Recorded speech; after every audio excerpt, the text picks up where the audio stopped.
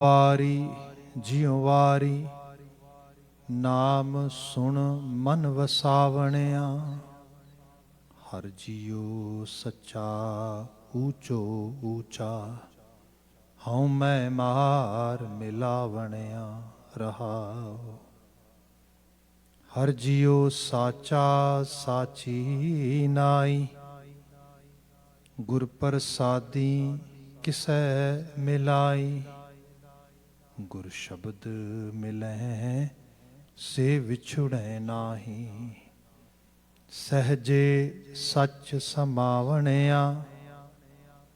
ਤੁਝ ਤੇ ਬਾਹਰ ਕਛੂ ਨ ਹੋਏ ਤੂੰ ਕਰ ਕਰ ਵੇਖੈ ਜਾਣੈ ਸੋਏ। ਆਪੇ ਕਰੇ ਕਰਾਏ ਕਰਤਾ ਗੁਰਮਤਿ ਆਪ ਮਿਲਾਵਣਿਆ। ਕਾਮਣ ਗੁਣਵੰਤੀ ਹਰ ਪਾਏ ਪਹਿ ਭਾਏ ਸ਼ਿੰਗਾਰ ਬਣਾਏ। ਸਤਿਗੁਰ ਸੇਵ ਸਦਾ ਸੁਹਾਗਣ ਸਚ ਉਪਦੇਸ਼ ਸਮਾਵਣਿਆ।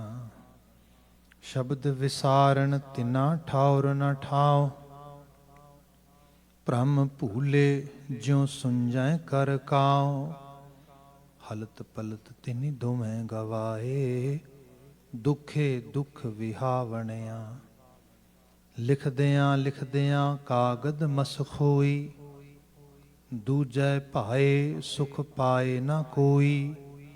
ਕੂੜ ਲਿਖੈ ਤੈ ਕੂੜ ਕਮਾਵਹਿ ਜਲ ਜਾਵਹਿ ਕੂੜ ਚਿਤ ਲਾਵਣਿਆ।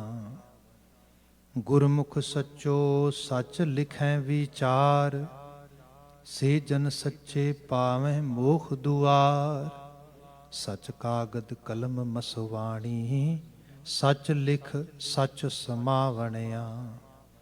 ਮੇਰਾ ਪ੍ਰਭ ਅੰਤਰ ਬੈਠਾ ਵੇਖੈ ਗੁਰ ਪ੍ਰਸਾਦੀ ਮਿਲੈ ਸੋਈ ਜਨ ਲੇਖੈ। ਨਾਨਕ ਨਾਮ ਮਿਲੈ ਵਡਿਆਈ ਪੂਰੇ ਗੁਰ ਤੇ ਪਾਵਣਿਆ। ਮੇਰਾ ਪ੍ਰਭ ਅੰਤਰ ਬੈਠਾ ਵੇਖੈ ਗੁਰ ਪ੍ਰਸਾਦੀ ਮਿਲੈ ਸੋਈ ਜਨ ਲੇਖੈ। ਨਾਨਕ ਨਾਮ ਮਿਲੈ ਵਡਿਆਈ ਪੂਰੇ ਗੁਰ ਤੇ ਪਾਵਣਿਆ। ਵਾਹਿਗੁਰੂ ਜੀ ਕਾ ਖਾਲਸਾ ਵਾਹਿਗੁਰੂ ਜੀ ਕੀ ਫਤਿਹ। ਜੁਗੋ ਜੁਗ ਅਟਲ ਸ਼ਬਦ ਸਤਿਗੁਰੂ ਧੰਨ ਧੰਨ ਗੁਰੂ ਗ੍ਰੰਥ ਸਾਹਿਬ ਜੀ ਗੁਰੂ ਪਾਤਸ਼ਾਹ ਜੀ ਦੀ ਅਜ਼ੀਮ ਅਪਾਰ ਬਖਸ਼ਿਸ਼। ਟਲਦੀ ਸ਼ਾਮ ਅਸੀਂ ਸਤਸੰਗਤ ਮਾਣ ਰਹੇ ਹਾਂ। ਭਾਵੇਂ ਗੁਰੂ ਦਰਬਾਰ ਦੀ ਹਾਜ਼ਰੀ ਹੈ ਜਾਂ ਟੈਲੀਵਿਜ਼ਨ ਰਾਹੀਂ ਮੀਡੀਆ ਆਊਟਲੈਟਸ ਰਾਹੀਂ ਘਰਾਂ ਥਾਵਾਂ ਤੋਂ ਗੁਰੂ ਸ਼ਬਦ ਨਾਲ ਸਾਂਝ ਪਾ ਰਹੇ ਹਾਂ। ਸਮਾਂ ਗੁਰਬਾਣੀ ਵਿਆਖਿਆ ਦਾ ਹੈ। ਇਸ ਵਿੱਚ ਮਾਝ ਰਾਗ ਦੇ ਗੁਰੂ ਅਮਰਦਾਸ ਮਹਾਰਾਜ ਜੀ ਦੇ ਅਸ਼ਟਪਦੀਆਂ ਦੀ ਵਿਚਾਰ ਚੱਲਦੀ ਹੈ।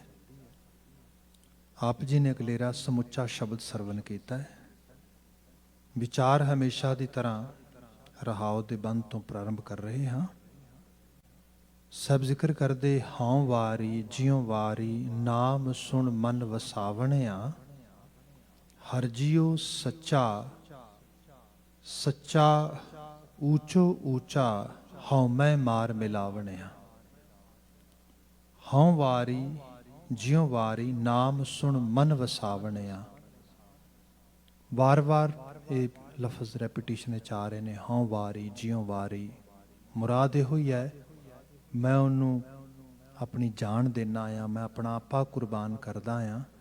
ਜਿਨ੍ਹਾਂ ਨੇ ਆਪਣੇ ਜੀਵਨ ਦੇ ਵਿੱਚ ਇਹ ਗੁਣ ਇਹ ਵਿਹਾਰ ਇਸ ਕਿਸਮ ਦਾ ਜਿਹੜਾ ਕਿਰਦਾਰ ਆ ਜਿਹਨੂੰ ਅਸੀਂ ਕੈਲੀਬਰ ਕਹਿ ਸਕਦੇ ਹਾਂ ਉਸ ਨੂੰ ਅਡਾਪਟ ਕਰ ਲਿਆ ਹੈ।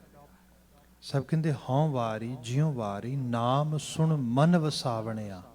ਨਾਮ ਸੁਣ ਮਨ ਵਸਾਵਣਿਆ। ਗੁਰਮਤਿ ਦਾ ਸਕੂਲ ਜਿਹੜਾ ਗੁਰੂ ਨਾਨਕ ਸਾਹਿਬ ਨੇ ਸਾਨੂੰ ਸਮਝਾਇਆ ਦੱਸਿਆ, ਤੇ ਜੋ ਐਕਚੁਅਲ ਲੈਵਲ 'ਤੇ ਇੱਕ ਯੂਨੀਵਰਸਲ ਟੀਚਿੰਗ ਸਿਸਟਮ ਸੀਗਾ ਸਪਿਰਿਚੁਅਲਿਟੀ ਦਾ, ਤੇ ਲੋਕੀ ਕਿਤੇ ਸ਼ਾਇਦ ਭੁੱਲ ਗਏ ਸੀਗੇ ਜਾਂ ਕਿਤੇ ਉਸ ਚੀਜ਼ ਚੋਂ ਬਾਹਰ ਆ ਗਏ ਸੀ, ਤੇ ਬਾਬਾ ਜੀ ਨੇ ਉਹਨਾਂ ਨੂੰ ਸਿੱਖ ਬਣਾਇਆ, ਦੱਸਿਆ ਆਹੀ ਤਰੀਕਾ ਆ, ਆਹੀ ਵਾਜਬ ਹੈ। ਇਹਦਾ ਸਭ ਤੋਂ ਵਧੀਆ ਸਾਡੇ ਕੋਲ ਜਿਹੜਾ ਦਸਤਾਵੇਜ਼ ਹੈ ਜਪਜੀ ਸਾਹਿਬ ਹੈ। ਹੁਣ ਜਪਜੀ ਸਾਹਿਬ ਆਪਾਂ ਪੜ੍ਹਦੇ ਹਾਂ, ਤੇ ਜਪਜੀ ਸਾਹਿਬ ਇੱਥੇ ਬਚਨ ਆਇਆ, ਨਾਮ ਸੁਣ ਮਨ ਵਸਾਵਣਿਆ। ਉਹਦੇ ਵਿੱਚ ਸੁਣਨ ਦੀ ਗੱਲ ਹੈ, ਮੰਨਣ ਦੀ ਗੱਲ ਹੈ, ਸੁਣਨ ਤੇ ਮੰਨਣ ਦੇ ਚ ਭਾਵ ਦੀ ਗੱਲ ਹੈ। ਐਗਜ਼ੈਕਟਲੀ ਇਹੋ ਹੀ ਚੀਜ਼ ਰੂਹਾਨੀ ਤੌਰ ਤੇ ਬਾਤ ਹੈ। ਹੁਣ ਉੱਥੇ ਅਸੀਂ ਪੜ੍ਹੀਏ, ਸੁਣਿਆ ਮੰਨਿਆ ਮਨ ਕੀਤਾ ਭਾਵ, ਅੰਤਰਗਤ ਤੀਰਥ ਮਲ ਨਾਓ। ਹੁਣ ਭਾਰਤੀ ਖਿੱਤੇ ਦੇ ਵਿੱਚ ਲੋਕ ਬਾਹਰ ਧਾਰਮਿਕ ਸਥਾਨਾਂ ਦੀ ਸਹੁੰ ਚੁੱਕਦੇ, ਧਾਰਮਿਕ ਸਥਾਨਾਂ ਤੇ ਜਾਂਦੇ, ਤੀਰਥਾਂ ਤੇ ਨਹਾਉਂਦੇ, ਇਹੀ ਸਭ ਤੋਂ ਵੱਡੀ ਐਕਟੀਵਿਟੀ ਰਿਲੀਜੀਅਸ ਸਾਈਡ ਤੇ ਮੰਨੀ ਜਾਂਦੀ ਸੀ। ਗੁਰੂ ਬਾਬਾ ਜੀ ਨੇ ਇੰਪਾਵਰਮੈਂਟ ਦਿੱਤੀ ਤੇ ਕਿਹਾ, ਬਾਹਰ ਤੀਰਥਾਂ ਤੇ ਭੱਜ ਰਹੇ ਹੋ, ਉੱਥੇ ਨਹਾ ਰਹੇ ਹੋ ਜਾ ਕੇ, ਕਿਉਂ ਨਹੀਂ ਇੱਕ ਕੰਮ ਕਰਦੇ, ਅੰਦਰ ਨੂੰ ਹੀ ਤੀਰਥ ਬਣਾ ਲੈਂਦੇ। ਜਿਹੜੀ ਚੀਜ਼ ਪਵਿੱਤਰ ਹੈ ਉਹਨੂੰ ਤੀਰਥ ਕਿਹਾ ਜਾ ਰਿਹਾ, ਕਿਉਂ ਨਹੀਂ ਅੰਦਰ ਨੂੰ ਪਵਿੱਤਰ ਕਰਦੇ, ਅੰਦਰ ਦੀ ਸ਼ੁੱਧਤਾ ਲੈ ਕੇ ਆਉਂਦੇ।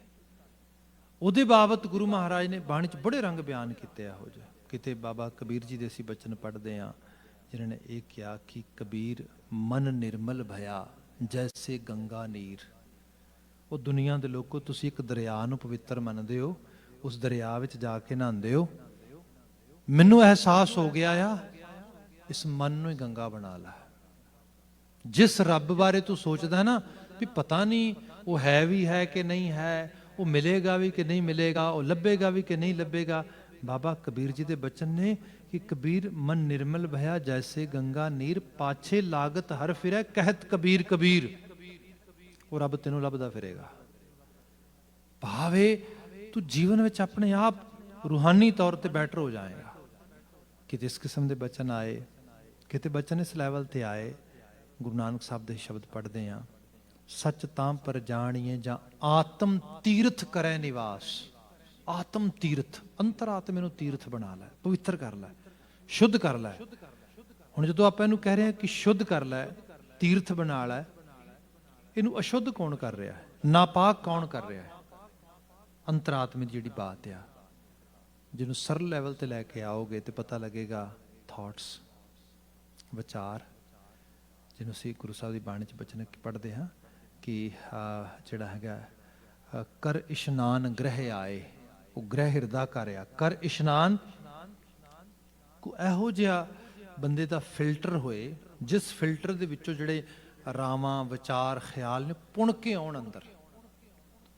ਇਹ ਫਿਲਟਰ ਸਾਡੀ ਮੱਤ ਹੈ, ਸਾਡੀ ਸੋਝੀ ਹੈ, ਸਾਡੀ ਸਿੱਖੀ ਹੋਈ ਜਾਚ ਆ।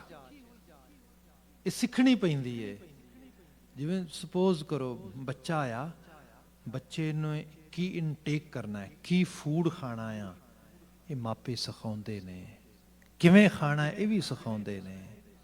ਇਹ ਚੀਜ਼ਾਂ ਲੈਣੀਆਂ ਪੈਂਦੀਆਂ ਨੇ। ਆਖਰਕਾਰ ਜੇ ਉਹਨੂੰ ਨਹੀਂ ਸਿਖਾਓਗੇ ਤੁਸੀਂ, ਉਹਨੂੰ ਨਹੀਂ ਪਤਾ ਕੀ ਖਾਣ ਯੋਗ ਹੈ, ਕੀ ਨਹੀਂ ਖਾਣ ਯੋਗ, ਕੀ ਅਪਣਾਉਣ ਯੋਗ ਹੈ, ਕੀ ਨਹੀਂ ਅਪਣਾਉਣ ਯੋਗ।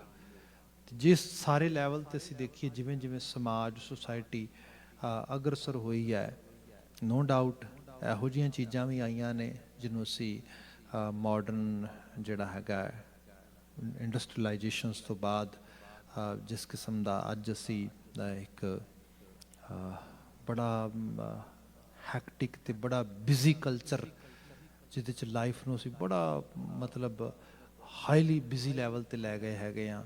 ਤੇ ਉੱਥੇ ਸਾਡੇ ਕੋਲ ਇਹੋ ਜਿਹੀਆਂ ਫੂਡ ਚੇਨਸ ਆ ਗਈਆਂ ਨੇ। ਜਿਵੇਂ ਦੁਨੀਆ ਦੀ ਸਭ ਤੋਂ ਵੱਡੀ ਇੰਡਸਟਰੀ ਜੇ ਅੱਜ ਪੁੱਛੀ ਜਾਏ ਤੇ ਕਿਹੜੀ ਹੈਗੀ ਏ? ਮੈਕਡੋਨਲਡ। ਮਤਲਬ ਹੁਣ ਤੇ ਚਲੋ ਕੋਵਿਡ ਕਰਕੇ ਸਿਚੁਏਸ਼ਨ ਕੁਝ ਬਦਲੀ ਹੈ, ਅਦਰਵਾਈਜ਼ ਮੈਂ ਡਾਟਾ ਪੜ੍ਹ ਰਿਹਾ ਸੀਗਾ ਕੁਝ ਵਰ੍ਹਾ ਕੁ ਪਹਿਲਾਂ, ਤੇ ਪਤਾ ਲੱਗਾ ਸੀਗਾ ਕਿ ਪੂਰੀ ਦੁਨੀਆ ਦੇ ਵਿੱਚ 7.8 ਬਿਲੀਅਨ ਲੋਕ ਨੇ, ਤੇ ਜਿਹੜਾ ਹੈਗਾ ਆ ਮੈਕਡੋਨਲਡ, ਇਹਦੇ ਇੱਕ ਜਿਹੜੀ ਹੈਗੇ ਦਿਨ ਦੀ ਇੰਨੀ ਜਿਹੜੀ ਹੈ ਐਟਲੀਸਟ ਕਸਟਮਰ ਡੀਲਿੰਗ ਹੈਗੀ ਹੈ। ਮਤਲਬ ਇੰਨੇ ਲੋਕ ਨੇ ਕਿ ਇਹ ਤੇ ਹੈ ਨਹੀਂ ਸਾਰੀ ਦੁਨੀਆ 'ਚ ਖੁੱਲ੍ਹ ਗਿਆ ਆ, ਤੇ ਇਹ ਵੀ ਨਹੀਂ ਹੈਗਾ ਕਿ ਸਾਰੇ ਲੋਕ ਇਹਨੂੰ ਖਾਂਦੇ ਨੇ। ਮਤਲਬ ਲੋਕੀ ਦੇ ਇਤਨੇ ਜ਼ਿਆਦਾ ਹੈਬਚੁਅਲ ਹੋ ਚੁੱਕੇ ਨੇ ਪਾਪੂਲੇਸ਼ਨ ਦਾ ਵੱਡਾ ਹਿੱਸਾ ਜਿਹੜਾ ਸਵੇਰੇ ਵੀ ਲੈ ਰਿਹਾ, ਦੁਪਹਿਰ ਵੀ ਲੈ ਰਿਹਾ, ਸ਼ਾਮ ਵੀ ਲੈ ਰਿਹਾ, ਇਸ ਤਰੀਕੇ ਨਾਲ, ਮਤਲਬ ਇਸ ਤਰੀਕੇ ਦੀ ਇਤਨੀ ਵੱਡੀ ਜਿਹੜੀ ਹੈਗੀ ਚੇਨ ਚਲਾਈ ਪਈ ਇਹਦੀ। ਸੋ ਇਹ ਇਸ ਕਿਸਮ ਦੇ ਫਾਸਟ ਫੂਡ ਚੇਨਸ ਜਿਹੜੀਆਂ ਚੱਲ ਰਹੀਆਂ ਸਭ, ਤੇ ਅੱਜ ਅਸੀਂ ਕੋਵਿਡ-19 ਚੋਂ ਲੰਘ ਰਹੇ ਹਾਂ, ਤੇ ਇਹਦੇ 'ਚ ਵੀ ਅਮਰੀਕਾ ਦੇ ਵਿੱਚ ਹਾਲਾਂਕਿ ਲੌਂਗਟੀਟਿਊਡ ਸਟੱਡੀ ਤੇ ਜੇ ਆਉਣੀਆਂ ਨੇ, ਪਰ ਇਹ ਪਤਾ ਲੱਗ ਰਿਹਾ ਕਿ ਪੀਪਲ ਹੂ ਵਰ actually consuming lot of fast food, specially ਜਿਹਦੇ 'ਚ ਸ਼ੂਗਰ ਹੈ ਜ਼ਿਆਦਾ, ਜਿਹਦੇ 'ਚ ਮੈਦਾ ਬਹੁਤ ਜ਼ਿਆਦਾ ਜਿਹੜਾ ਹੈਗਾ ਉਹ ਮੈਦਾ ਆ, ਜਿਹਦੇ ਅੰਦਰ ਗਰੀਸੀ ਫੂਡ ਆ, ਅਲਕੋਹਲ ਇਨਟੇਕ ਜ਼ਿਆਦਾ ਆ, ਉਹ ਲੋਕ ਜ਼ਿਆਦਾ ਮਰ ਰਹੇ, ਜ਼ਿਆਦਾ ਵਲਨਰੇਬਲ ਨੇ। ਸੋ ਇਸ ਸੁਸਾਇਟੀ ਦੇ ਅੰਦਰ ਕਰਦਿਆਂ ਹਾਲਾਂਕਿ ਘਰਾਂ ਤੋਂ ਆਲੇ ਦੁਆਲੇ ਤੋਂ ਸਾਨੂੰ ਸਿੱਖਿਆ ਮਿਲਣੀ ਚਾਹੀਦੀ ਸੀ ਕੀ ਖਾਣਾ ਹੈ ਕੀ ਨਹੀਂ ਖਾਣਾ। ਹੁਣ ਲੋਕੀ ਕਹਿ ਰਹੇ ਨੇ ਕੋਵਿਡ ਦੇ ਵਿੱਚ, no we need incline food, we need food which can actually help us to develop our proper immune system. ਹੁਣ ਗੱਲਾਂ ਹੋ ਰਹੀਆਂ ਨੇ we need more vitamin C, D, B12, all these things। ਹੁਣ ਗੱਲ ਹੋ ਰਹੀ ਹੈ ਇਹਦੀ ਵੱਡੇ ਲੈਵਲ ਤੇ। ਹੁਣ ਗੱਲ ਹੋ ਰਹੀ ਹੈ ਕਿ ਹੋਮਮੇਡ ਫੂਡ ਜਿਹੜਾ ਹੈ ਜ਼ਿਆਦਾ ਬੈਟਰ ਆ, ਮਤਲਬ ਇਸ ਕਿਸਮ ਦੇ ਨਾਲ ਵੱਡੇ ਲੈਵਲ ਤੇ। ਅਦਰਵਾਈਜ਼ ਬੰਦਾ ਕਿਸੇ ਹੋਰ ਦੁਨੀਆ 'ਚ ਸਟਕ ਹੋ ਗਿਆ ਸੀਗਾ। ਤੇ ਅਜੇ ਜਿਹੜਾ ਫੂਡ ਦਾ ਜਿਹੜਾ ਪ੍ਰਭਾਵ ਆ ਇਹ ਸਿੱਧੇ ਤੌਰ ਤੇ ਨਜ਼ਰ ਪੈਂਦਾ ਆ, ਮਤਲਬ ਸਿੱਧੇ ਤੁਸੀਂ ਜਦੋਂ ਖਾਂਦੇ ਹੋ ਉਹਦਾ ਸਿੱਧਾ ਤੁਹਾਨੂੰ ਕਿਸ ਤਰੀਕੇ ਦਾ ਬੋਡੀ ਵੀ ਦੱਸਦੀ ਹੈ, ਅੰਦਰ ਡਾਈਜੈਸਟਿਵ ਸਿਸਟਮ ਵੀ, ਮੈਟਾਬੋਲਿਜ਼ਮ ਵੀ, ਸਾਰਾ ਤੁਹਾਡਾ ਸਾਰਾ ਹਾਵ ਪ੍ਰਭਾਵ ਸਭ ਚੀਜ਼ਾਂ, ਤੇ ਲੌਂਗ ਰਨ ਦੇ ਵਿੱਚ ਆ ਬਿਮਾਰੀਆਂ ਤੇ ਇਹ ਵੀ ਚੀਜ਼ਾਂ ਦੱਸਦੀਆਂ ਨੇ।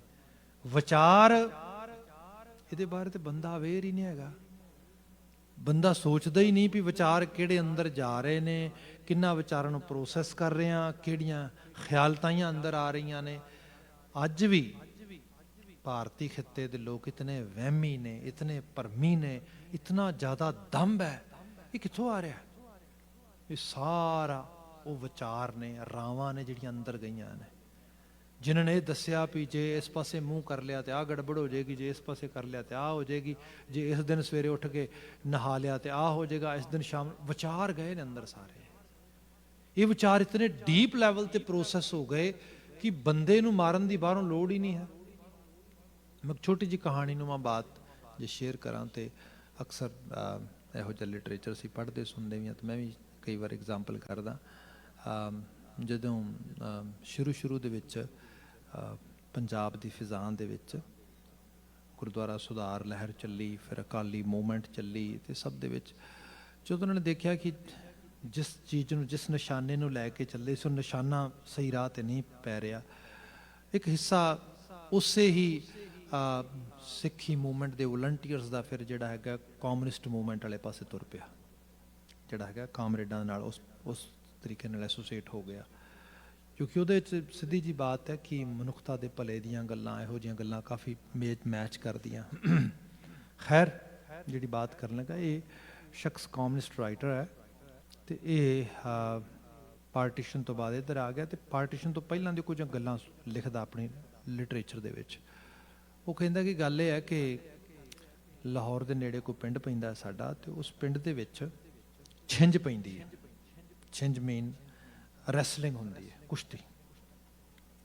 ਤੇ ਆਪ ਨੂੰ ਸ਼ਾਇਦ ਪਤਾ ਹੋਏਗਾ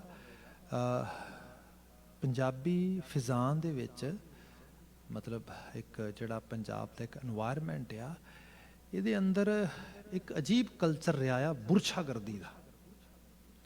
ਬੁਰਛਾਗਰਦੀ ਦਾ ਇਸ ਤਰ੍ਹਾਂ ਕਿ ਪਿੰਡ ਦੇ ਵਿੱਚ ਜਿਹੜਾ ਬੰਦਾ ਤਗੜਾ ਆ ਉਹ ਦੂਜੇ ਨੂੰ ਤੰਗ ਕਰੇਗਾ। ਇਹ ਮਤਲਬ ਇਹ ਕਲਚਰ ਰਿਹਾ ਸਾਡਾ ਇਸ ਕਿਸਮ ਦਾ। ਦੁਸ਼ਮਣੀਆਂ, ਮਾਰ ਕੁਟਾਈ, ਮਾਰਨਾ, ਕਤਲ ਕਰ ਜਾਣਾ, ਇਹ ਸਭ ਇਹ ਐਵੇਂ ਨਹੀਂ, ਕਲਚਰ ਦਾ ਹਿੱਸਾ ਆ। ਇੱਕ ਵਾਈਲਡਨੈਸ ਹੈ ਇਸ ਕਲਚਰ 'ਚ। ਗੁਰੂ ਸਾਹਿਬ ਨੇ ਦੱਸਿਆ ਜਾਂ ਸਮਝਾਇਆ, ਦੱਸਿਆ ਕਿ ਜੇ ਤੂੰ ਸੂਰਮਾ ਆ ਤੇ ਸੂਰਮੇ ਦੀ ਪਹਿਚਾਨ ਕਿਸੇ ਦੇ ਗਲ ਪੈ ਨਾਲ ਨਹੀਂ ਹੁੰਦੀ। ਸੂਰਮੇ ਦੀ ਪਹਿਚਾਨ ਹੁੰਦੀ ਹੈ ਵਕਾਰਾਂ ਤੇ ਕਾਬੂ ਕਰਨ ਦੇ ਨਾਲ। ਜੋ ਜਨ ਲੂਝੈ ਮਨਹਿ ਸਿਓ ਸੇ ਸੂਰੇ ਪ੍ਰਧਾਨਾ, ਹਰ ਸੇਤੀ ਸਦਾ ਮਿਲ ਰਹੇ ਜਿਨੀ ਆਪ ਪਛਾਨਾ, ਗਿਆਨੀਆਂ ਕੈ ਮਹਤ ਹੈ ਮਨ ਮਾਹੇ ਸਮਾਨਾ। ਜਿਹੜਾ ਇਹ ਚੀਜ਼ ਆ, ਸੂਰਮੇ ਉਹ ਨੇ। ਇੱਥੇ ਗੁਰੂ ਸਾਹਿਬ ਨੇ ਪਹਿਚਾਨ ਬਦਲੀ ਇਸ ਚੀਜ਼ ਦੀ। ਅਦਰਵਾਈਜ਼ ਮਤਲਬ ਇਸ ਖਿੱਤੇ 'ਚ ਇਹੋ ਜਿਹੀ ਬਾਤ ਰਹੀ। ਖੈਰ ਛਿੰਝਾਂ ਦਾ ਮਾਹੌਲ ਕੁਝ ਇਸ ਤਰ੍ਹਾਂ ਹੁੰਦਾ ਸੀ, ਲੋਕਾਂ ਨੂੰ ਚੰਗੀਆਂ ਵੀ ਲੱਗਦੀਆਂ ਸੀਗੀਆਂ, ਪਰ ਛਿੰਝਾਂ ਦੇ ਵਿੱਚ ਕਈ ਵਾਰੀ ਜਦੋਂ ਕਿਤੇ ਪਿੰਡਾਂ ਥਾਵਾਂ ਤੇ ਕੁਸ਼ਤੀ ਹੋਣੀ ਤੇ ਪਿੰਡਾਂ ਦਾ ਕੋਈ ਪਹਿਲਵਾਨ ਤਗੜਾ ਹੋਣਾ, ਲੋਕਾਂ ਨੇ ਕਹਿਣਾ ਵੀ ਚਲੋ ਇਹ ਪਿੰਡ ਦੀ ਇੱਜ਼ਤ ਹੈ, ਪਿੰਡ ਦੀ ਝੰਡੀ ਗੱਡੇਗਾ। ਤੇ ਕਈ ਵਾਰ ਐਸਾ ਹੋਣਾ ਪਹਿਲਵਾਨ ਢਹਿ ਜਾਣਾ। ਜਦੋਂ ਢਹਿ ਜਾਣਾ ਮਤਲਬ ਉਹਨੇ ਹਾਰ ਜਾਣਾ, ਕਿਸੇ ਹੋਰ ਨੇ ਜਿਹੜਾ ਹੈ ਉਹਨੂੰ ਵਿਨ ਕਰ ਜਾਣਾ, ਤੇ ਫਿਰ ਉਹਨਾਂ ਨੇ ਢੋਲ ਵਜਾਣਾ ਤੇ ਪਿੰਡ ਦੇ ਵਿੱਚ ਮਤਲਬ ਹੱਲਾ ਗੁੱਲਾ ਕਰਨਾ ਤੇ ਕਹਿਣਾ ਵੀ ਲਓ ਬਈ ਤੁਹਾਡੇ ਪਿੰਡ ਦੀ ਝੰਡੀ ਪੱਟ ਲਈ ਹੈ। ਸੋ ਬੜੀ ਇੱਕ ਤਰ੍ਹਾਂ ਦੇ ਨਾਲ ਜਿਹਨੂੰ ਕਿਹਾ ਜਾਏ ਕਿ ਉਹਨਾਂ ਨੂੰ ਅੰਬੈਰਸਮੈਂਟ ਫੀਲ ਕਰਾਉਣੀ, ਇਹ ਸਭ ਚੀਜ਼ਾਂ ਹੋਣੀਆਂ ਉਸ ਤਰੀਕੇ ਦੇ ਨਾਲ। ਇਹ ਉਹ ਬਾਤ ਕਰਦੇ ਕਿ ਪਿੰਡ ਦੇ ਵਿੱਚ ਛਿੰਝ ਪਈ, ਕੋਈ ਬਹੁਤਾ ਦੂਰ ਨਹੀਂ, ਕੋਈ ਨੇੜਲੇ ਪਿੰਡ ਦਾ ਹੀ ਜਿਹੜਾ ਹੈ ਕੋਈ 5-4 ਪਿੰਡ ਛੱਡ ਕੇ ਉੱਥੋਂ ਦਾ ਪਹਿਲਵਾਨ ਆਇਆ, ਬੜਾ ਤਗੜਾ ਪਹਿਲਵਾਨ ਹੈ, ਚੜ੍ਹਦੀ ਉਮਰ ਦਾ। ਸਾਡੇ ਪਿੰਡ ਦੇ ਪਹਿਲਵਾਨ ਵੀ ਇੱਕ ਦੋ ਤਗੜੇ ਸੀਗੇ, ਕਹਿੰਦਾ ਜੀ ਉਹਨੇ ਚਿੱਤ ਕਰਤੇ ਢਾਹ ਤੇ ਤੇ ਬੜੀ ਬੇਇੱਜ਼ਤੀ ਹੋਈ। ਉਹਨਾਂ ਨੇ ਬੜਾ ਢੋਲ ਵਜਾਇਆ, ਬੜੀ ਛਿੰਝ ਪਈ, 4 ਚਫੇਰੇ, ਬੜਾ ਖੈਰ ਉਹ ਸਾਰਾ ਕੁਝ ਕਰ ਕਰਾ ਕੇ ਤੁਰ ਗਏ। ਪਿੰਡ ਦੇ ਲੋਕਾਂ ਨੇ ਕਿਹਾ ਬੜੀ ਬੇਇੱਜ਼ਤੀ ਹੋਈ ਭਾਈ। ਤਾਂ ਕੁਝ ਲੋਕਾਂ ਨੇ ਕਿਹਾ ਵੀ ਅਜੇ ਉਹ ਚੜ੍ਹਦੀ ਉਮਰ ਹੈ, ਅਜੇ ਤਾਂ ਬੜਾ ਅਜੇ ਉਮਰ ਕੱਚੀ ਉਮਰ ਹੈ, ਤੇ ਉਹ ਆਉਂਦੇ 2-4-10 ਸਾਲਾਂ ਦੇ ਪੱਕਣਾ ਉਹਨੇ ਹਾਲੀ, ਉਹ ਤੇ ਬੜਾ ਤਗੜਾ ਪਹਿਲਵਾਨ ਬਣੇਗਾ, ਉਹਦੇ ਸਾਹਮਣੇ ਤੇ ਕਿਸੇ ਨੇ ਖੜ ਨਹੀਂ ਸਕਣਾ। ਅੱਛਾ ਜੀ, ਫਿਰ ਕੀ ਕੀਤਾ ਜਾਏ? ਇਹੋ ਜਿਹੀਆਂ ਗੱਲਾਂ ਪਿੰਡੇ ਚੱਲ ਰਹੀਆਂ ਨੇ। ਤੇ ਪਿੰਡ ਦੇ ਕੁਝ ਜਿਨ੍ਹਾਂ ਨੂੰ ਅਸੀਂ ਕਜ਼ਾਕ ਲੋਕ ਕਹਿੰਦੇ ਆ, ਚਿੱਟ ਕੱਪੜੀਏ ਉਹ ਕਹਿੰਦਾ, ਉਹਦੇ 'ਚ ਲਿਖਦਾ ਉਹ, ਤੇ ਉਹ ਕਹਿੰਦਾ ਉਹ ਚਿੱਟ ਕੱਪੜੀਏ ਨੇ ਜਿਹੜੇ ਬੜੇ ਕਜ਼ਾਕ ਨੇ, ਜਿਹੜੇ ਬੜੇ ਉਸ ਕਿਸਮ ਦੇ ਬੰਦੇ ਨੇ, ਤੇ ਉਹ ਢਾਣੀ ਬਣਾ ਕੇ ਪਿੰਡ ਦੇ ਕਿਤੇ ਸੱਥ 'ਚ ਬੈਠਦੇ ਨੇ ਤੇ ਉਹ ਗੱਲਾਂ ਕਰ ਰਹੇ ਨੇ। ਜਦੋਂ ਗੱਲਾਂ ਕਰ ਰਹੇ ਨੇ ਤੇ ਉਧਰਲੇ ਪਾਸੇ ਉਹ ਛਿੰਝ ਪੈ ਰਹੀ, ਉਹ ਪਹਿਲਵਾਨ ਜਿਹੜਾ ਆ ਜੇਤੂ ਹੋ ਗਿਆ ਤੇ ਉਹ ਝੰਡੀ ਲੈ ਕੇ ਰੌਲਾ ਪਾ ਰਿਹਾ, ਤੇ ਉਹ ਆਪਸ ਵਿੱਚ ਬੜੇ ਹੱਸ ਕੇ ਗੱਲਾਂ ਕਰਦੇ। ਕੋਈ ਪਿੰਡ ਦਾ ਇੱਕ ਬੰਦਾ ਉਹਨਾਂ ਨੂੰ ਕੋਲ ਜਾ ਕੇ ਕਹਿੰਦਾ ਵੀ ਕਾਹਦੇ ਮੋਹਤਬੇਰ ਬੰਦੇ ਹੋ ਤੁਸੀਂ ਪਿੰਡ ਦੇ, ਕਾਹਦੇ ਆਪਣੇ ਆਪ ਨੂੰ ਬੜੇ ਚਲਾਕ ਅਖਵਾਉਂਦੇ ਹੋ, ਉਹ ਦੇਖੋ ਪਿੰਡ ਦੀ ਬੇਇੱਜ਼ਤੀ ਹੋ ਰਹੀ ਹੈ। ਉਹ ਪਹਿਲਵਾਨ ਆਇਆ ਤੇ ਛਿੰਝ ਜਿੱਤ ਕੇ ਤੇ ਹਰਾ ਕੇ ਤੇ ਝੰਡੀ 4 ਚਫੇਰੇ ਕਰ ਰਿਹਾ ਹੈਗਾ, ਇਹਦੇ ਬਾਰੇ ਦੱਸੋ। ਦੂਜੇ ਨੇ ਕਿਹਾ ਉਹ ਇਹ ਕਈ ਸਾਲ ਹੋਏਗੀ, ਜਾਂ ਛਿੰਝਾਂ ਬੰਦ ਕਰਨੀਆਂ ਪੈਣਗੀਆਂ ਜਾਂ ਫਿਰ ਇਹ ਬੰਦ ਕਰਾ ਦੇਣਗੇ, ਕਿਉਂਕਿ ਇਹ ਨਹੀਂ ਲੱਗਦਾ ਤੇ ਅਜੇ ਤਾਂ ਉਮਰ ਚੜ੍ਹਨੀ ਇਹਦੀ। ਖੈਰ ਉਹਨਾਂ 'ਚ ਇੱਕ ਚਿੱਟ ਕੱਪੜੀਆ ਜਿਹੜਾ ਹੈਗਾ ਬੜਾ ਕਜ਼ਾਕ, ਉਹ ਕਹਿੰਦਾ ਵੀ ਗੱਲ ਇਹ ਹੈ ਵੀ ਇਸ ਸਾਲ ਤੇ ਜੋ ਹੋ ਗਿਆ, ਪਰ ਅਗਲੇ ਸਾਲ ਇਹ ਪੱਕਾ ਹਾਰ ਕੇ ਜਾਏਗਾ। ਉਹ ਕਹਿੰਦਾ ਐਵੇਂ ਤੂੰ ਕਿਵੇਂ ਦਾਵਾ ਕਰ ਸਕਦਾ? ਕਹਿੰਦਾ ਕੋਈ ਨਾ, ਮੈਂ ਤੁਹਾਨੂੰ ਪੱਕਾ ਕਹਿੰਦਾ ਹਾਰ ਕੇ ਜਾਏਗਾ। ਉਹ ਉੱਥੋਂ ਉੱਠਿਆ, ਜਿੱਥੇ ਉਹ ਛਿੰਝ ਪੈ ਰਹੀ ਸੀ ਉੱਥੇ ਚਲਾ ਗਿਆ। ਉੱਥੇ ਜਾ ਕੇ ਕੋਈ ਆਪਣੀ ਜੇਬ ਦੇ ਵਿੱਚੋਂ ਉਹਨੇ ਕੁਝ ਇਨਾਮ ਕੱਢਿਆ, ਤੇ ਇਨਾਮ ਕੱਢ ਕੇ ਜਿਵੇਂ ਸਪੋਜ਼ ਕਰੋ ਕਿ ਕੋਈ ਮਨੀ ਵਗੈਰਾ ਉਹਨੂੰ ਆਫਰ ਕੀਤੀ ਹੈ, ਜਿਵੇਂ ਆਮ ਭਲਵਾਨਾਂ ਲੋਕ ਦਿੰਦੇ ਸੀ, ਅੱਗੇ ਜਾ ਕੇ ਉਹਨੂੰ ਇਸ ਤਰੀਕੇ ਨਾਲ ਫੜਾਏ ਨੇ, ਤੇ ਨਾਲ ਹੀ ਉਹਦਾ ਹੱਥ ਫੜ ਲਿਆ ਹੈ। ਹੱਥ ਫੜ ਕੇ ਉਹਨੂੰ ਕਹਿੰਦਾ ਵੀ ਬੱਲੇ ਬੱਲੇ ਪਹਿਲਵਾਨਾ, ਕਿਆ ਕਮਾਲ ਹੈ, ਕਿਆ ਤੇਰੀਆਂ ਹੱਥ ਦੀਆਂ ਲਕੀਰਾਂ ਨੇ, ਜਿਵੇਂ ਪਾਮ ਰੀਡਿੰਗ ਕਰੀ ਦੀ, ਇਹ ਲਕੀਰਾਂ ਦੱਸਦੀਆਂ ਨੇ ਤੂੰ ਹਾਰ ਨਹੀਂ ਸਕਦਾ, ਬਹੁਤ ਦਲੇਰ ਬੰਦਾ ਤੂੰ, ਤੇ ਬੜੀ ਤੇਰੀ ਕਿਸਮਤ ਐਵੇਂ ਦੀ ਲਿਖੀ ਹੈ। ਜਦੋਂ ਉਹਨੇ ਇਹ ਗੱਲ ਕਹੀ ਉਹਨੂੰ ਖੁਸ਼ੀ ਵੀ ਹੋਈ, ਤੇ ਉਹਨੇ ਹੱਥ ਛਡਾ ਕੇ ਉਹਦੇ ਕੋਲੋਂ ਕਹਿੰਦਾ ਆਪਾਂ ਲਕੀਰਾਂ ਨੂੰ ਨਹੀਂ ਮੰਨਦੇ, ਆਪਾਂ ਤੇ ਜੁੱਸੇ ਨੂੰ ਮੰਨਦੇ ਹਾਂ, ਆਪਾਂ ਤੇ ਆਪਣੀ ਜਿਹੜੀ ਹੈਗੀ ਹੈ, ਜਿਹੜੀ ਜਿਹਨੂੰ ਅਸੀਂ ਟ੍ਰੇਨਿੰਗ ਕਹਿੰਦੇ ਆ, ਜਿਹੜੀ ਸਾਡੀ ਖਾਸ ਕਰਕੇ ਉਹ ਸਾਰੀ ਮੇਰੀ ਤਪੱਸਿਆ ਆ, ਮੈਂ ਤਾਂ ਉਹਨੂੰ ਹੀ ਜ਼ਿਆਦਾ ਕਹਿੰਦਾ। ਉਹ ਫਿਰ ਉਹਦਾ ਹੱਥ ਫੜਦਾ ਤੇ ਫੜ ਕੇ ਕਹਿੰਦਾ ਉਹ ਤਪੱਸਿਆ ਬੜੇ ਕਰਦੇ ਨੇ, ਤੈਨੂੰ ਪਤਾ ਹੈ ਜੁੱਸੇ ਬੜਿਆਂ ਦੇ ਨੇ, ਬੜੇ ਇਸ ਕਿਸਮ ਦੇ ਨਾਲ ਮੁਸ਼ੱਕਤਾਂ ਪਾਉਂਦੇ ਨੇ, ਪਰ ਇਹ ਕਿਸਮਤਾਂ ਦੇ ਖੇਡ ਨੇ, ਦਸਰੀ ਲਕੀਰ ਤੇਰੀ ਸਾਰੇ। ਉਹ ਜਦੋਂ ਨੇ ਦੂਜੀ ਵਾਰੀ ਦੁਬਾਰਾ ਫਿਰ ਇਹ ਗੱਲ ਕਹੀ ਤੂੰ ਸੁਣਨ ਲੱਗ ਗਿਆ। ਜੋ ਸੁਣਨ ਲੱਗ ਗਿਆ ਨਾ, ਤੇ ਉਹਨੂੰ ਕਹਿੰਦਾ ਗੱਲ ਸੁਣ, ਉਹ ਤੇਰੇ ਪਿੰਡ ਫਲਾਣੇ ਪੀਰ ਦੀ ਜਗ੍ਹਾ ਹੈ, ਉਹ ਜਾਣਦਾ ਤਾਂ ਸਾਰਾ ਹੁਣ ਇਲਾਕੇ ਨੂੰ ਜਾਣਦੇ ਇੱਕ ਦੂਜੇ ਨੂੰ। ਉਹ ਕਹਿੰਦੇ ਹੈ, ਕਹਿੰਦਾ ਅੱਛਾ, ਕਹਿੰਦਾ ਵੇ ਕੰਮ ਕਰਿਆ ਕਰ, ਉੱਥੇ ਨਾ ਦੀਵਾ ਜ਼ਰੂਰ ਲਾਇਆ ਕਰ। ਉਹ ਕਹਿੰਦਾ ਨਹੀਂ ਨਹੀਂ ਮੈਂ ਨਹੀਂ ਪੀਰਾਂ ਪੂਰਾਂ ਨੂੰ ਮੰਨਦਾ। ਉਹ ਕਹਿੰਦਾ ਸਿਆਣੇ ਦੀ ਗੱਲ ਮੰਨੀ ਦੀ ਮੋੜੀ ਦੀ ਨਹੀਂ, ਉੱਥੇ ਦੀਵਾ ਲਾਇਆ ਕਰ ਹਰ ਵੀਰਵਾਰ ਨੂੰ, ਬਸ ਫਿਰ ਤੂੰ ਢਹਿ ਨਹੀਂ ਸਕਦਾ, ਇਹੋ ਜਿਹੀ ਕੋਈ ਬਾਤ ਹੋ ਹੀ ਨਹੀਂ ਸਕਦੀ। ਇਹੋ ਜਿਹੀਆਂ ਗੱਲਾਂ ਕਰ ਕਰਾ ਕੇ ਲਾਮੇ ਹੋ ਗਿਆ। ਲੋਕਾਂ ਨੇ ਵੀ ਬਹੁਤਾ ਧਿਆਨ ਨਹੀਂ ਦਿੱਤਾ। ਸਮਾਂ ਆਪਣੀ ਜੱਜ ਨਿਕਲ ਗਿਆ। ਵਰੇ ਬਾਅਦ ਛਿੰਝਾਂ ਦੁਬਾਰਾ ਆ ਰਹੀਆਂ ਨੇ। ਜੋ ਦੁਬਾਰਾ ਆ ਰਹੀਆਂ ਨੇ ਤਾਂ ਸਾਰੀ ਤਿਆਰੀ ਹੋ ਰਹੀ ਹੈ। ਪਿੰਡ ਦੇ ਲੋਕ ਕੁਝ ਕਹਿੰਦੇ ਰੱਖੋ, ਕੁਝ ਕਹਿੰਦੇ ਨਹੀਂ ਰੱਖੋ। ਉਹ ਕਹਿੰਦੇ ਅੱਜ ਫਿਰ ਇਸ ਵਾਰ ਫਿਰ ਫਲਾਣੇ ਨੂੰ ਹਰਾ ਕੇ ਆਇਆ, ਫਲਾਣੇ ਨੂੰ ਹਰਾ ਕੇ ਆਇਆ, ਉਸ ਪਿੰਡ ਸੁਨੇਹਾ ਨਾ ਭਜਵਾਓ। ਇਹੋ ਜਿਹੀਆਂ ਗੱਲਾਂ ਹੋ ਰਹੀਆਂ।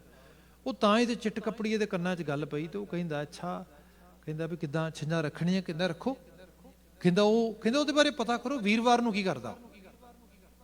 ਉਹਨਾਂ ਪਤਾ ਕੀਤਾ ਤੇ ਪਤਾ ਲੱਗਾ ਵੀਰਵਾਰ ਨੂੰ ਤੇ ਉੱਥੇ ਜਿਹੜੀ ਜਗ੍ਹਾ ਜੀ ਬਣਾਈ ਉਹਨਾਂ, ਤੇ ਉੱਥੇ ਉਹ ਝਾੜੂ ਦਿੰਦਾ ਆ, ਦੀਵਾ ਲਾਉਂਦਾ ਆ, ਸਾਰਾ ਕੁਝ ਇਸ ਤਰੀਕੇ ਨਾਲ ਕਰਦਾ। ਕਹਿੰਦਾ ਬਸ ਪੱਕਾ ਹਾਰ ਕੇ ਜਾਏਗਾ, ਛਿੰਝਾਂ ਵੀਰਵਾਰ ਦੀਆਂ ਰੱਖੋ ਇੱਥੇ। ਉਹਨਾਂ ਵੀਰਵਾਰ ਦੀ ਛਿੰਝ ਰੱਖ ਦਿੱਤੀ। ਉਹ ਜਿਸ ਦਿਨ ਆ ਗਏ ਉੱਥੇ ਸਾਰਾ ਉਹ ਕੁਸ਼ਤੀ ਚੱਲ ਰਹੀ ਹੈ, ਸਭ ਉਹ ਜਿਵੇਂ ਲਿਖਦਾ।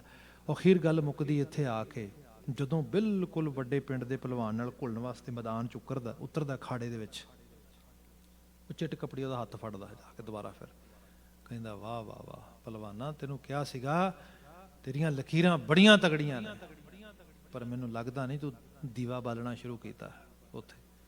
ਉਹ ਕਹਿੰਦਾ ਨਹੀਂ ਜੀ ਨਹੀਂ, ਮੈਂ ਤਾਂ ਦੀਵਾ ਪੱਕਾ ਲਾਉਣਾ। ਕਹਿੰਦਾ ਵੇ ਹੋ ਨਹੀਂ ਸਕਦਾ, ਤੇਰੀ ਲਕੀਰ ਦੱਸਦੀ ਪਈ ਏ ਅੱਜ ਤੇਰੇ ਤੇ ਬੜਾ ਭਾਰਾ ਦੇਣਾ, ਤੈਨੂੰ ਨਹੀਂ ਸੀ ਆਉਣਾ ਚਾਹੀਦਾ ਇੱਥੇ।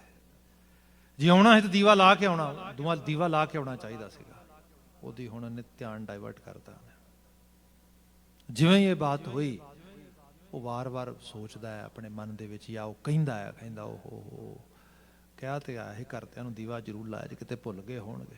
ਇਹਨਾਂ ਸਾਰੇ ਖਿਆਲਾਂ ਦੇ ਵਿੱਚ ਹੁਣ ਤੁਹਾਨੂੰ ਪਤਾ ਹੈ, ਜਦੋਂ ਬੰਦਾ ਐਥਲੀਟ ਹੈ ਤੇ ਗਰਾਊਂਡ ਦੇ ਵਿੱਚ ਆ, ਇਨੀ ਨੈਨੋ ਸੈਕਿੰਡ, ਮਤਲਬ ਇੱਕ ਫ੍ਰੈਕਸ਼ਨ ਆਫ ਟਾਈਮ ਜਿਹੜੀ ਹੁੰਦੀ, ਬਹੁਤ ਥੋੜਾ ਜਿਹਾ ਜਿਹੜਾ ਟਾਈਮ ਆ, ਉਹਨੇ ਦੇ ਵਿੱਚ ਹੀ ਪੂਰਾ ਦਾ ਪੂਰਾ ਤਸਵੀਰ ਤਖਤਾ ਪਲਟ ਜਾਂਦਾ ਹੈਗਾ।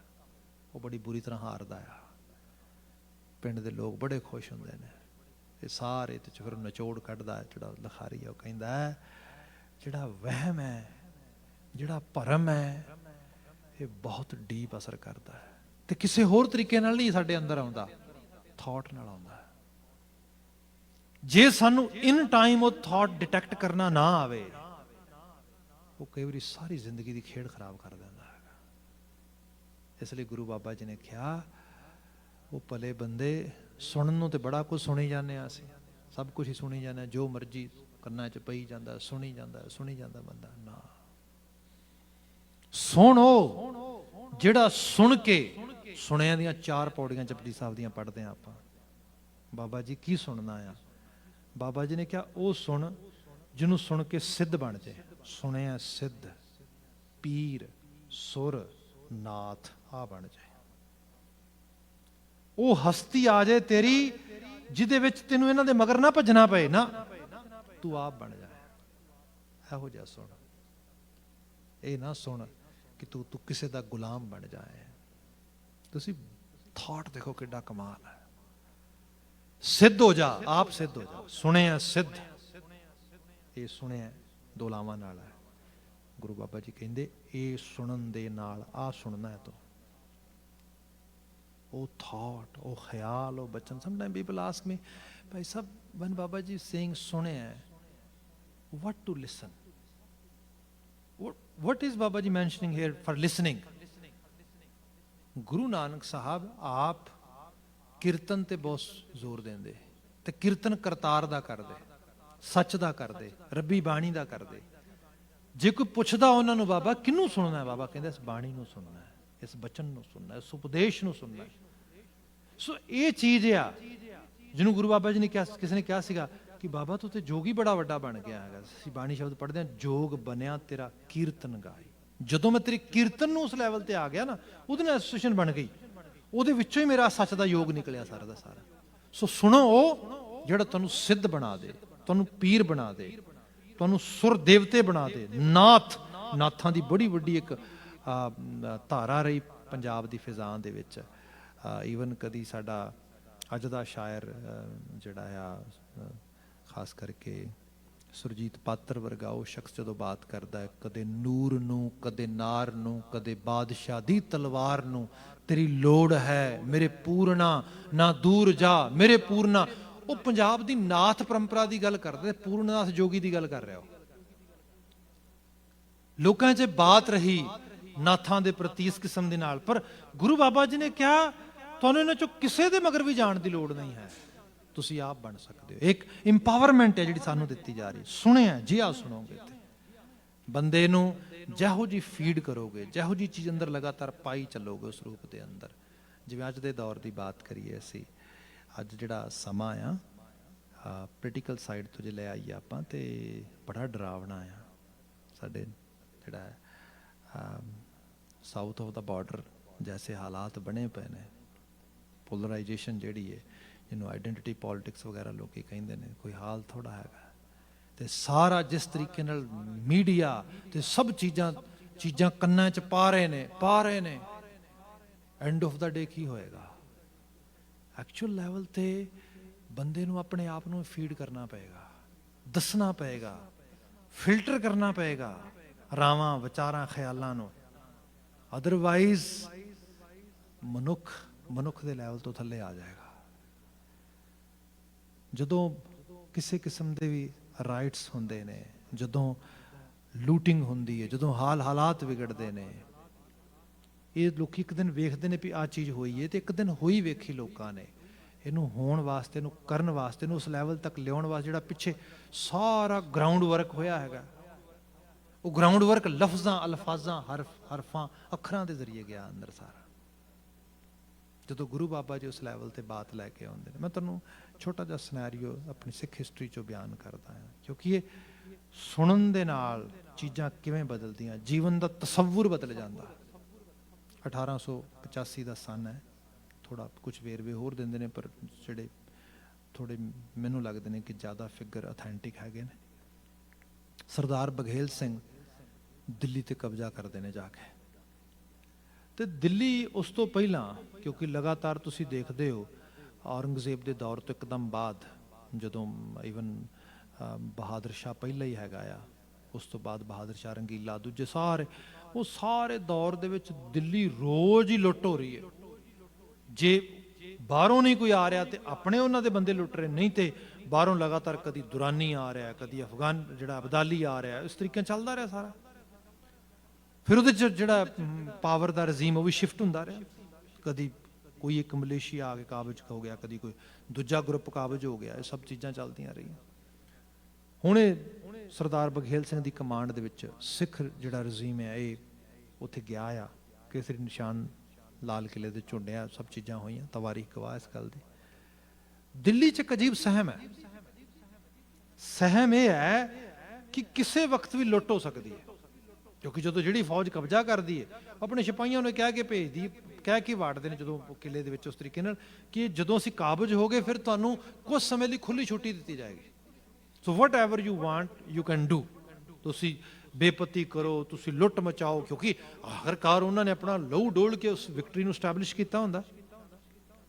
ਹੁਣ ਕੀ ਹੋਇਆ, ਸਮਾਂ ਲੰਘੀ ਜਾ ਰਿਹਾ, ਦਿੱਲੀ 'ਚ ਲੁੱਟ ਨਹੀਂ ਹੋ ਰਹੀ, ਸ਼ੁਰੂ ਨਹੀਂ ਹੋ ਰਹੀ, ਲੋਕੀ ਡਰੇ ਹੋਏ ਨੇ।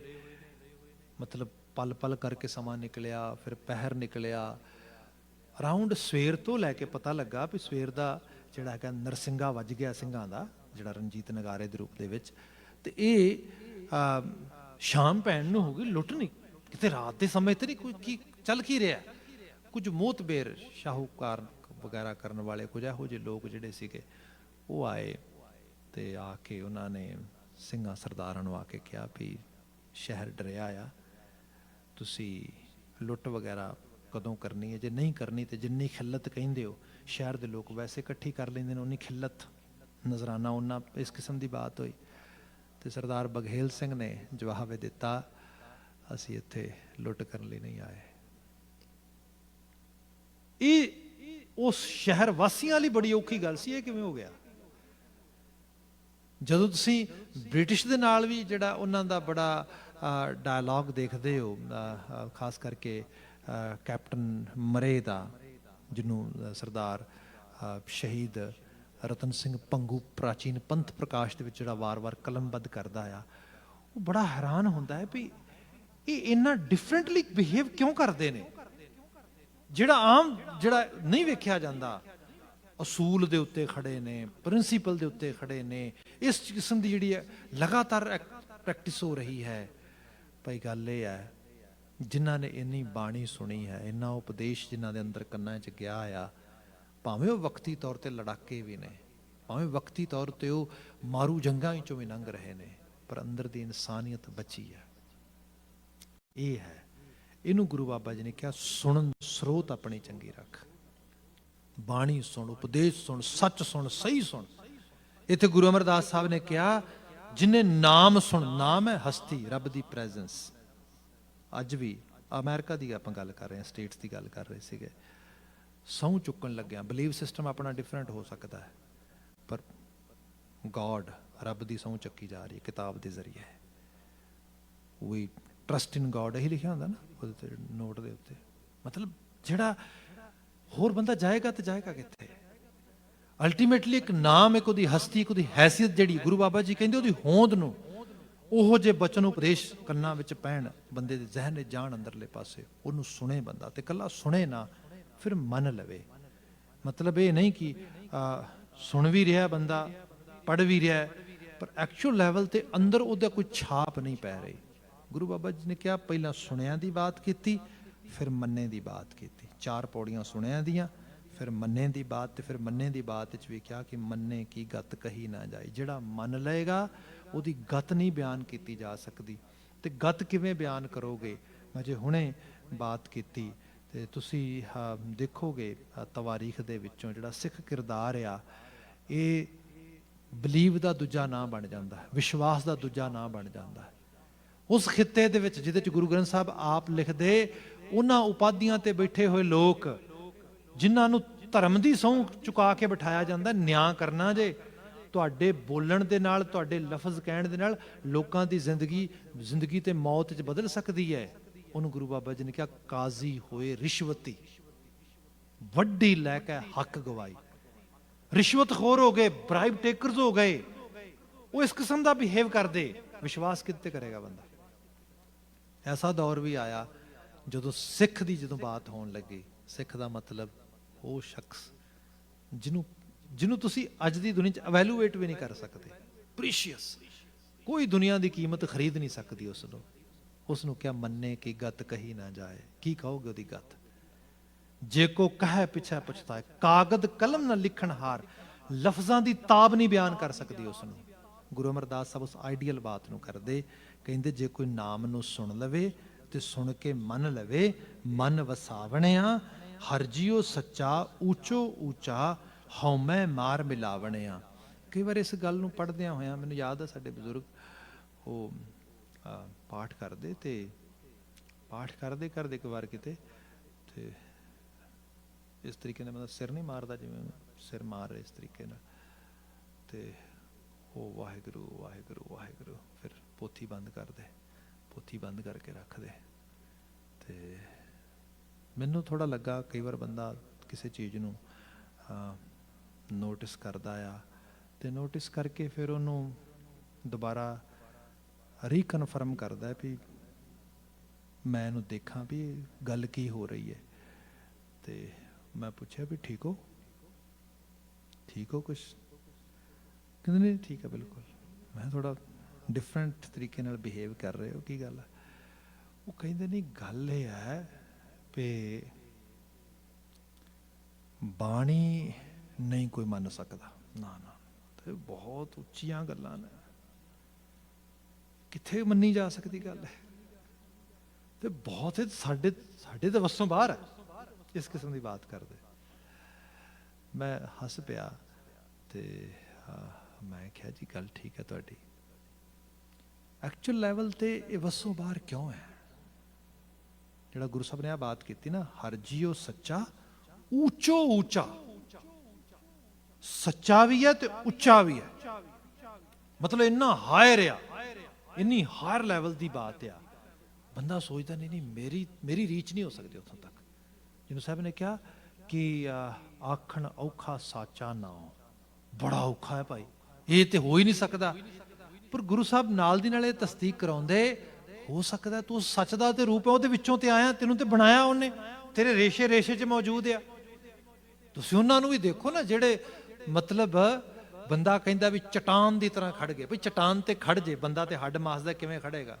ਆ ਪਿਛਲੇ ਸਮੇਂ 'ਚ ਤੁਸੀਂ ਦੇਖੋ, ਇਹੋ ਜਿਹੀਆਂ ਰੂਹਾਂ ਤੁਹਾਨੂੰ ਮਿਲ ਜਾਣਗੀਆਂ, ਪੋਰਿਆਂ ਕੋਈ ਜ਼ੁਲਮ ਦੀ ਇੰਤਹਾ ਥੋੜਾ ਹੋਏ, ਪਰ ਉਹਦੇ ਵਿੱਚ ਵੀ ਉਹ ਲੋਕ ਤੁਹਾਨੂੰ ਦੱਸਣਗੇ ਇਹ ਕੀ ਹੈ। ਤੇ ਇਹ ਹਰ ਇੱਕ ਜਗ੍ਹਾ ਤੇ ਕਿਤੇ ਨਾ ਕਿਤੇ ਮਿਲ ਜਾਏਗਾ ਤੁਹਾਨੂੰ ਇਹੋ ਜਿਹਾ ਮਨੁੱਖ।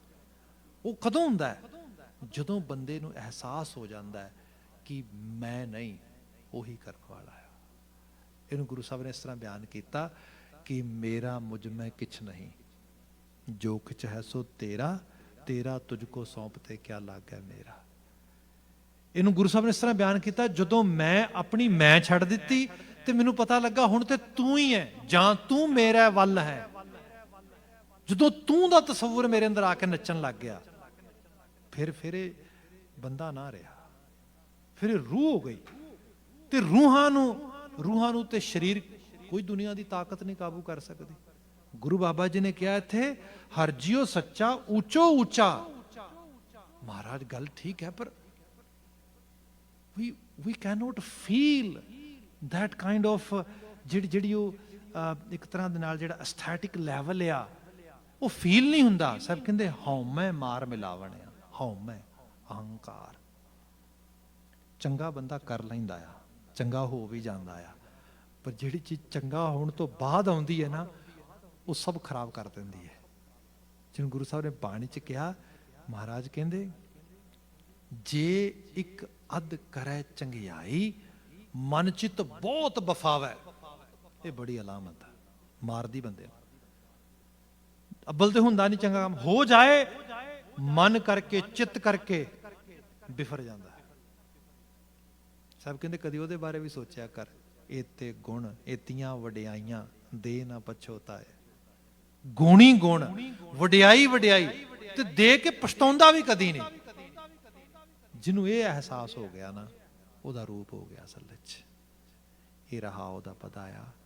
ਰਹਿੰਦੇ ਬਚਨ 'ਚ ਦੀ ਜਿਹੜੀ ਅਗਲੀ ਫਰਦਰ ਐਕਸਟੈਂਸ਼ਨ ਹੈ ਤੇ ਦੀ ਐਕਸਪਲੇਨੇਸ਼ਨ ਹੈਗੀ ਹੈ, ਜਿਹਦੀ ਬਾਤ ਆਉਂਦੇ ਸਮੇਂ ਵਾਸਤੇ ਕਰਾਂਗੇ। ਅੱਜ ਵਾਸਤੇ ਇੱਥੇ ਹੀ ਸਮਾਪਤੀ ਕਰਦੇ ਹੈਗੇ ਆ। ਭੁੱਲਾਂ ਗਲਤੀਆਂ ਨਾ ਚਤਾਰਨੀਆਂ, ਸਭ ਪ੍ਰੇਮ ਆਵਾਜ਼ ਦੇ ਕੇ ਕਹਿ ਦੇਣਾ ਜੀ, ਵਾਹਿਗੁਰੂ ਜੀ ਕਾ ਖਾਲਸਾ, ਵਾਹਿਗੁਰੂ ਜੀ ਕੀ ਫਤਿਹ।